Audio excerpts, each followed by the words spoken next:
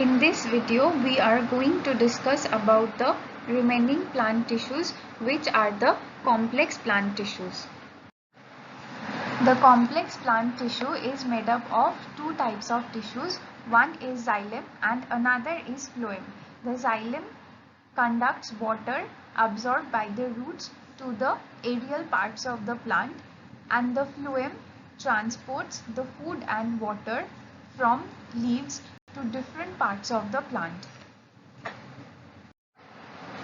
Xylem is formed of thick-walled, tubular and often dead cells.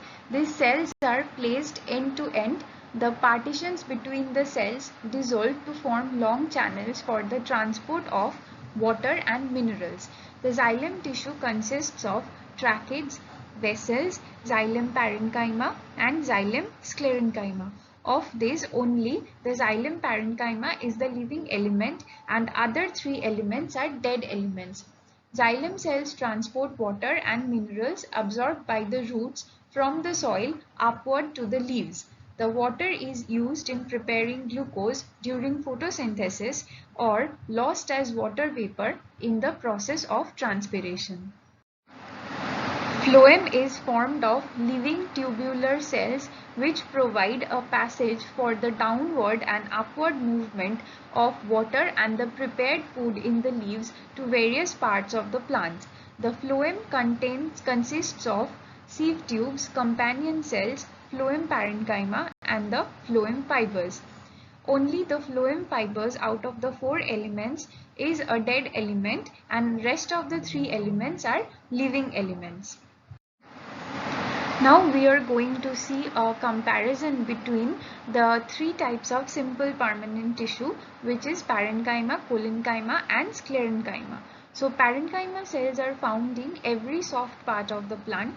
Collenchyma cells are found in petiole, leaves and young stems, and sclerenchyma is found in the mature parts of the plant.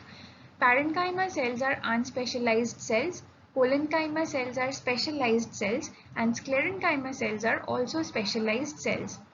Parenchyma cells consist of a thin cell wall, but collenchyma and sclerenchyma cells consists of unequally and rigid thick cell wall. Cell wall is made up of cellulose in parenchyma cells. In case of collenchyma, it is made up of cellulose and pectin, and in case of sclerenchyma, it is made up of waterproofing lignin. In case of parenchyma, there is intercellular space. In collenchyma, there is no or very little intercellular space, but in case of sclerenchyma, there is absolutely no intercellular space. Parenchyma cells consists of living cells at maturity. Collenchyma cells also consists of living cells at maturity, but sclerenchyma cells consists of dead cells at maturity. The parenchyma cells perform several functions like photosynthesis, storage of food, gas exchange and floating of aqueous plants are the major functions. Providing mechanical support to the plant, resisting bending and stretching by the wind are the major functions of the collenchyma cells, and providing mechanical support and protect and transportation of water and nutrients are the major functions of sclerenchyma cells. Now we will see a comparison between meristematic tissue and permanent tissue.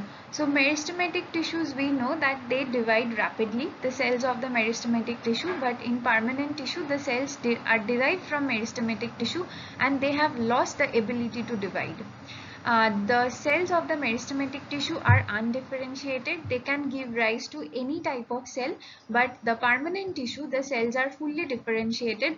They have been given to particular cell types. They have been assigned. The cells of the meristematic tissue are small and isodiametric. The cells of the permanent tissue are variable in shape and size. The intercellular spaces are generally absent in meristematic tissue. In permanent tissue, there is visible intercellular space present. In meristematic tissue, vacuoles are absent. In permanent tissue, large vacuoles are present. The metabolism or rate of metabolism is high in meristematic tissue, but it is very low in permanent tissue. The cell walls are thin in case of cells of meristematic tissue, but the cell walls may be thin or thick in permanent tissue. Now we will see some points of differences between xylem and phloem. The xylem transports water and minerals. The phloem transports water and food. The xylem transports water and minerals in unidirectional manner. That is, the water and minerals always go from the roots to the leaves, that is, it only goes upwards. But in case of phloem, the cells have capacity to provide bidirectional transport, that is, water and food prepared in the leaves can go up to the buds and flowers and other parts of the plant, and it can also go downwards to the growing roots. There are no end walls between the cells of the xylem, but the cells of the phloem have end walls which have perforations or small gaps in them.